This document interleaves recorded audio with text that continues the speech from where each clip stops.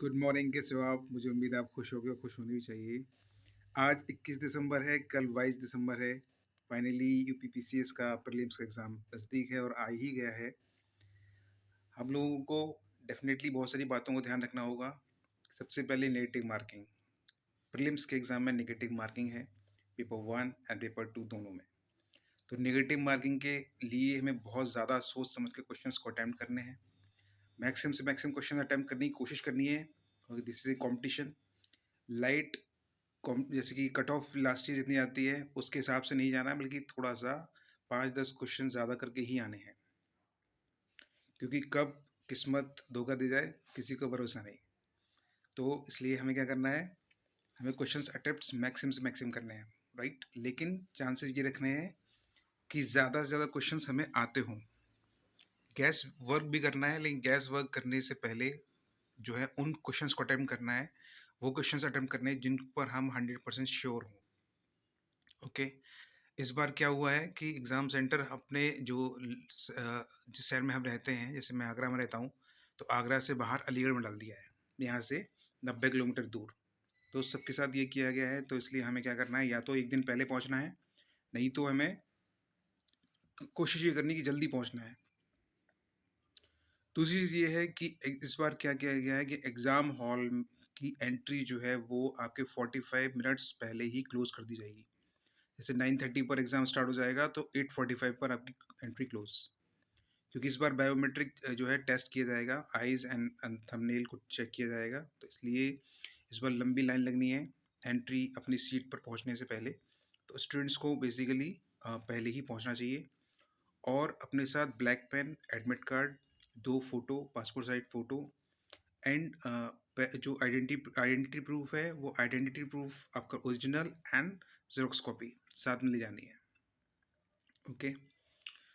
और टेंशन नहीं लेनी है, बिल्कुल फ्रेश माइंड से एग्ज़ाम अटेम्प्ट करना है, बिल्कुल कूल माइंड से एग्ज़ाम अटेम्प्ट करना है और कोशिश ये करनी है कि जीत के ही आना है, सिलेक्शन लेके ही आना है, एग्ज़ाम फोड़ के आना है।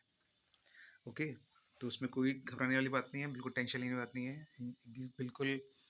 अच्छा, सबसे इंपॉर्टेंट चीज़ जो मैं बोलना चाहता हूँ वो ये बोलना चाहता हूँ कि जब हम क्वेश्चंस को अटेम्प्ट करें तो हमें, जैसे हमने क्वेश्चन नंबर 1 अटेम्प्ट किया, तो क्वेश्चन नंबर 1 अटेम्प्ट करने का, जैसे उसमें सपोज़ कीजिए क्वेश्चन हमने रीड कर लिया, तो ध्यान से रीड करना है कि उसमें नहीं पूछ रहा है या हाँ पूछ रहा है, हाँ वाले पूछ रहा है या नहीं वाले पूछ रहा है, तो ये चीज़ हमें ध्यान रखनी है। दूसरी चीज़, जब हम उस क्वेश्चन को अटेम्प्ट कर ले और सपोज़ किया कि हमने सी वाले पर टिक कर दिया, तो सी वाले पर टिक करने के बाद हमें क्या है, तुरंत उसको सी लिख लेना है वहाँ पे। जैसे क्वेश्चन नंबर 1 हमने अटेम्प्ट किया, पेपर पे सी लिख लेना है। फिर सेकंड अटेम्प्ट किया, सपोज़ बी है तो बी लिख लेना है। थर्ड में ए है तो ए लिख लेना है। डी में आपका बी है तो बी लिख लेना है। इस तरह से लिखने के बाद जल्दी जल्दी क्वेश्चंस को अटेम्प्ट करना है। पहले वही क्वेश्चन अटेम्प्ट करने हैं जो आते हैं। उसके बाद क्या करना है कि सेकंड रीडिंग में, सेकंड रीडिंग का टाइम तो वैसे मिलता नहीं है, लेकिन फर्स्ट अटेम्प्ट में ही कोशिश करनी है। लेकिन ज़्यादा अगर कोई क्वेश्चन ऐसा है जो हमें नहीं आ पा रहा है, जिसमें ज़्यादा टाइम लग रहा है, तो बेसिकली हम उस क्वेश्चन को छोड़ सकते हैं। ओके। क्योंकि उसमें ज़्यादा टाइम देने से बेहतर है कि जो क्वेश्चन हमें आते हों उनको अटेम्प्ट करना ज़्यादा इंपॉर्टेंट है। तीसरी चीज़ हमें ये करनी है कि जब हम ओएमआर शीट फिल करें तो बहुत ही ध्यानपूर्वक फिल करनी है, बहुत ही साइलेंटली काम माइंड के साथ सांस लेके, गहरी सांस लेके और फिर उस ओएमआर शीट को अटेम्प्ट करना है। उसमें कोई गलती नहीं होनी चाहिए, राइट। तीसरी चीज़ हमें ये करनी है कि जब हम जैसे कि ए फिल कर दिया, फिर ए ओएमआर शीट पे फिल कर रहे हैं, बी कर दिया फिर बी, इस तरह से नहीं करना है। हमें क्या करना है, लास्ट में जब सारे क्वेश्चंस हम अटेम्प्ट कर लिए हमने और उसके आगे लिख लिया कि ऑप्शन क्या सही है हमारे हिसाब से, वो सब लिखने के बाद फिर हमें क्या करना है, ओएमआर शीट को लेना है। ओएमआर शीट को लेने के बाद फिर सीरियल वाइज जो है, जैसे क्वेश्चन नंबर 1, 2, 3 एंड 4 हमने देखा कि उसमें बी बी सी डी चार चार क्वेश्चंस का वो लेना है, ऑप्शंस करेक्ट, उसको बी बी सी डी। तो अब जैसे ओएमआर शीट हम लेंगे तो उसमें तुरंत ब्लैक बॉल पॉइंट पर जो मोटी पिन वाला आता है वो वाला, उसमें B B C D, fifth question छोड़ दिया है तो उसे तुरंत छोड़ दीजिए।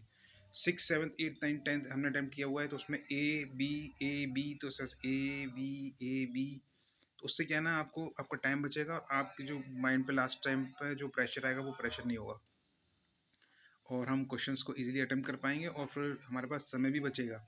जो क्वेश्चंस हमारे छूट रहे हैं एक आध क्वेश्चन जो छूट गया है उसको भी हम एक बार रिवाइज़ कर सकते हैं कि अगर होपफुली वो क्वेश्चन्स हमसे हो जाएँ, तो उनके भी हम आंसर्स लगा कर आएँगे। तो बेस्ट विशेज़ फॉर मी, और आप एन्जॉय कीजिए, एग्ज़ाम को अच्छे से प्रिपरेशन कीजिए, बिल्कुल be polite, be honest for your study, और बी स्ट्रॉन्ग, और बिल्कुल भी घबराने की ज़रूरत नहीं है। हमेशा आगे की तरफ बढ़ने के लिए कोशिश करनी है और बिल्कुल निरंतर आगे बढ़ेंगे। ठीक है? Thank you so much. जय हिंद, जय भारत। Thank you.